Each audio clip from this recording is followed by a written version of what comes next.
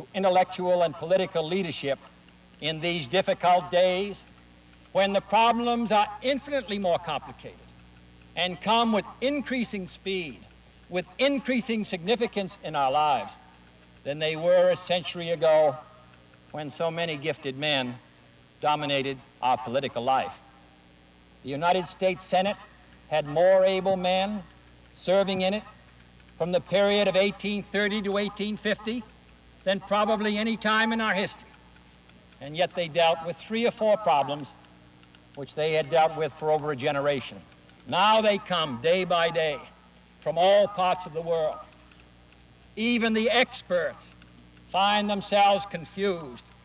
And therefore, in a free society such as this, where the people must make an educated judgment, they depend upon those of you who have had the advantage of the scholar's education. I ask you to give to the service of our country the critical faculties which society has helped develop in you here. I ask you to decide, as Goethe put it, whether you will be an anvil or a hammer, whether you will give the world in which you were reared and educated the broadest possible benefits of that education.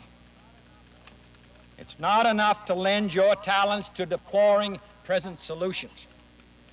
Most educated men and women, on occasions, prefer to discuss what is wrong rather than to suggest alternative courses of action.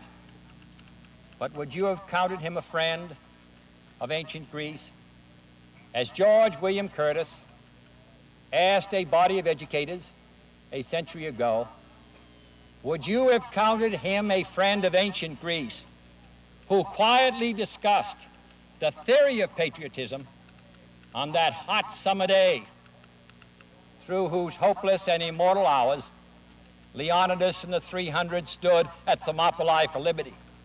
Was John Milton to conjugate Greek verbs in his library when the liberty of Englishmen was imperiled? This is a great institution with a great tradition and with devoted alumni and with the support of the people of this state. Its establishment and continued functioning, like that of all great universities, has required great sacrifice by the people of North Carolina. I cannot believe that all of this is undertaken merely to give this school's graduates an economic advantage in the life struggle.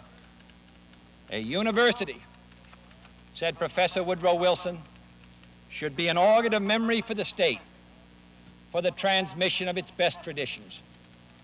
And Prince Bismarck was even more specific. 1/3 of the students of German universities, he once stated, broke down from overwork. Another 1/3 broke down from dissipation, and the other 1/3 ruled Germany. I leave it to each of you to decide in which category you will fall.